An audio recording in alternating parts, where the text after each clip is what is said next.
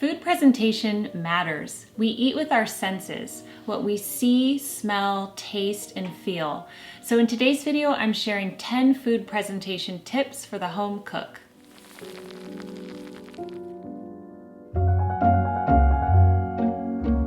Hello everyone, my name is Jennifer L. Scott and welcome to the Daily Connoisseur. I have a passion for fine living at home, and of course a major part of that is through our meals, and food presentation is a big part of that. In today's video, I'm going to reveal 10 food presentation secrets that are going to send your meals over the top. I will have everything that I'm using here linked in my Amazon store down below. So let's get started with tip number 1. Tip number 1 is to keep it together.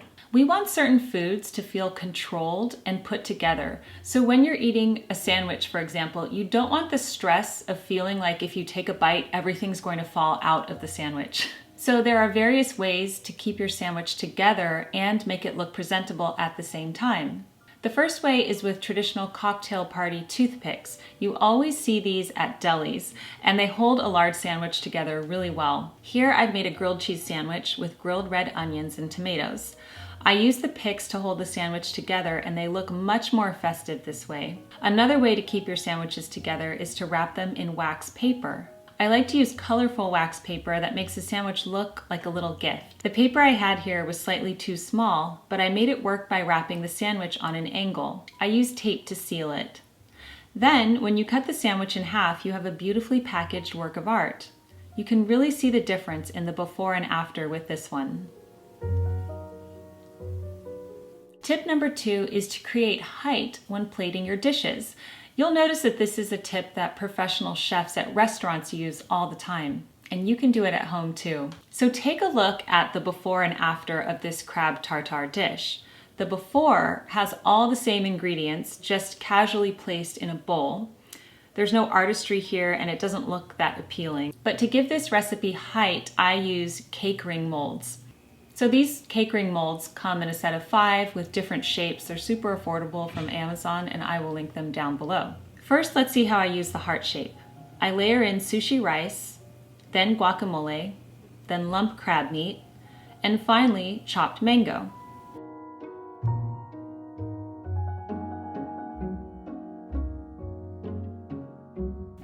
I release the mold, and voila! Look how beautiful this looks.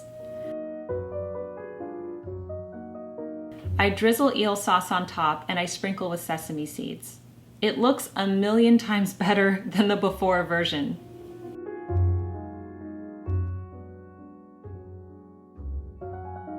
Here's a look at the dish when I use a circle mold.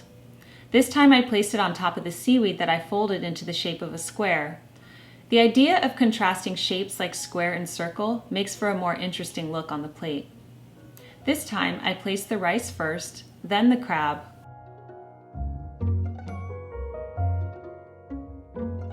guacamole, and mango.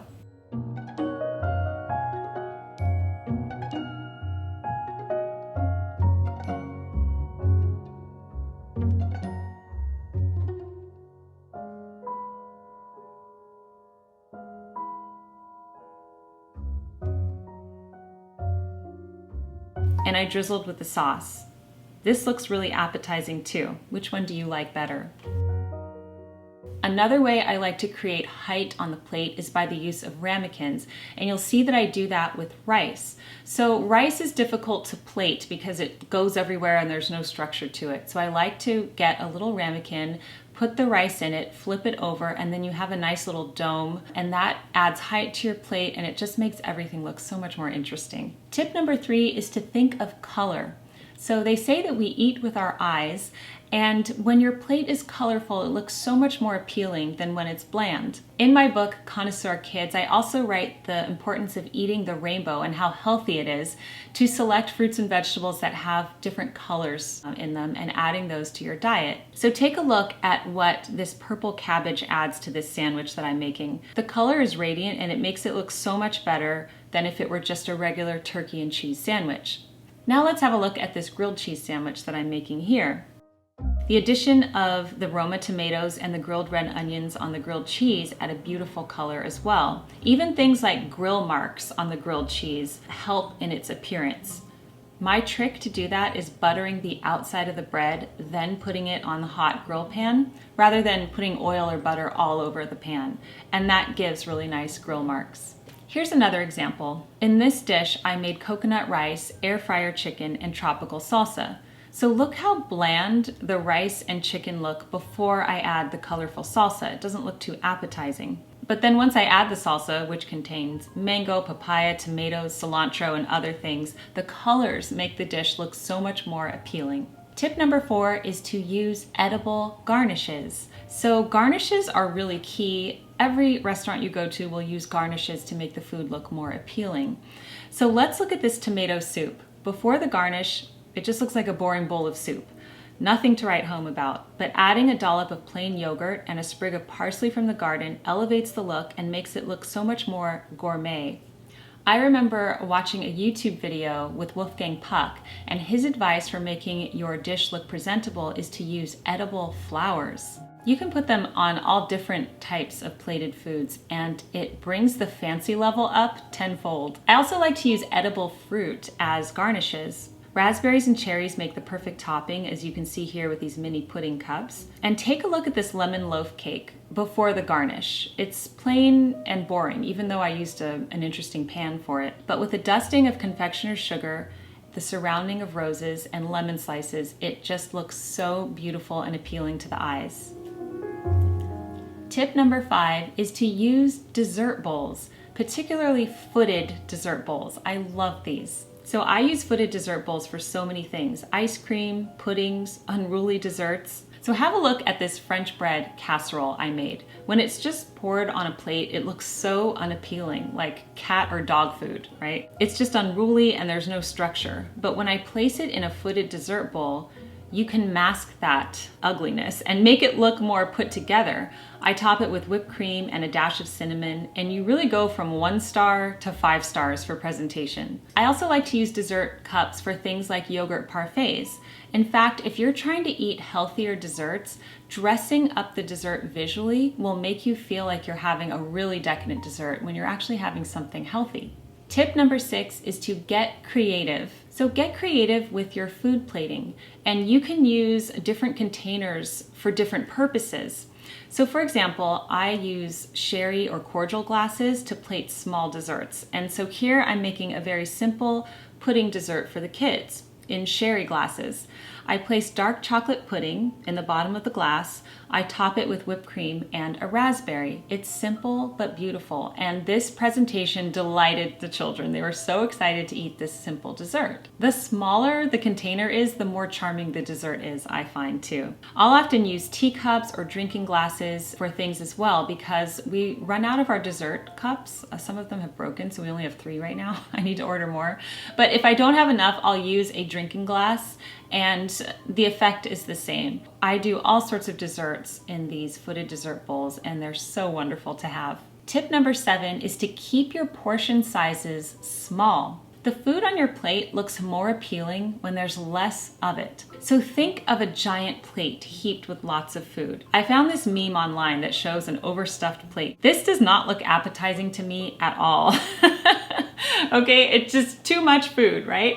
So you'll notice that high-end restaurants, they plate smaller portions of food. It just looks more appetizing. And when you see a smaller portion of food, your appetite increases. You want to eat the whole thing. Whereas if you see a plate overpiled with food, you think, this is so much. How am I going to get through this? It's not as appetizing. Tip number 8 is to use a squeeze bottle for sauces. So with certain dishes, it's all about control, and the squeeze bottle really allows you to decorate your plate in an artful way. So normally if you're using a sauce out of a bottle, it can come out really clumpy. Just look at this barbecue chicken salad that I'm trying to decorate here. The barbecue sauce was coming out in clumps, and it was just not attractive. Plus, when you eat it, you're going to get one clump here and, less distributed around. So I bought a set of squeeze bottles to solve that problem. They're very inexpensive. So here I'm using the squeeze bottle to put eel sauce on my crab tartare. It looks so much better than the clumpy version straight out of the bottle in the don't bowl. Also, here I'm using the squeeze bottle to drizzle sweetened condensed milk into an iced coffee. So not only does this look good, but it distributes the sweetened condensed milk evenly as you sip. Tip number 9 is to copy restaurant style. So think about your favorite dishes at your favorite restaurants and notice how they plate their food and try to mimic it at home. You can even do this with casual food. So for example, with these sandwiches, here I'm using wax paper and a sandwich basket to serve the grilled cheese in. It looks delightful like this. The presentation is festive and it makes the sandwich look even more appealing. The only thing that's missing is a pickle. I was out of pickles when I did this. Tip number 10 is to be discerning about plate selection. So of course we have to discuss this. The plate you use is very important. You can keep it safe by using white plates, but I also encourage you to not be afraid of color and pattern. You know how much I love my Spode plates, Blue Italian, Spode Christmas tree at Christmas time, and Spode woodland in the fall. And I also love my Botanic Garden plates from Port Marion. So I use these on a daily basis and I love the color. And here's a tip. When you don't have time to plate your food nicely, the beautiful plate makes up for it. It's like your eyes are still looking at something appealing to allow you to feel like feasting. Speaking of plates, I have a bonus tip for you, and this pertains to your children, especially if they're picky eaters. Don't overrule having sectioned plates. So sometimes I show that I use sectioned plates for my children, not always. They like to eat on the Spode and the Port Marion too. But sometimes for certain meals, we will use sectioned plates and they absolutely love them. And this is a tip that I like to use when I'd like to encourage my children to try new foods or to eat more vegetables.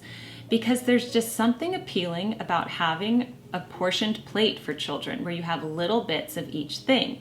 I think one mistake parents make is that they'll pile on the vegetables onto a plate.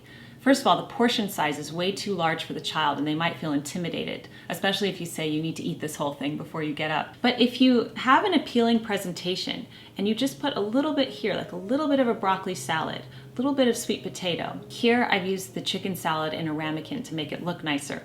It looks more appealing and they're more likely to try it. And you know, if they try it, they're more likely to enjoy it. Some kids won't even try these things. So I do like to use sectioned plates. In fact, when I was a college student living in Paris, there was a community cafeteria for students and I loved going there. First of all, the meals were very cheap. They were so affordable, but everything was so good and gourmet. We had sectioned plates with a little bit of everything. It felt like little delicacies. And then we had a little pot of yogurt for dessert. And I loved how that made me feel then as, you know, how old was I back then? 20 years old. So you just imagine what a little child feels like when they're presented with something so nice. So I will leave the sectioned plate resources down below, but that's a great idea for parents with picky toddlers. Also check out my book, Connoisseur Kids, that has lots of great recipes that are healthy that your kids will actually enjoy. I hope you enjoyed this video and that it gave you some great tips for plating your own food at home. If you have any tips to share with us, leave them in the comments section down below.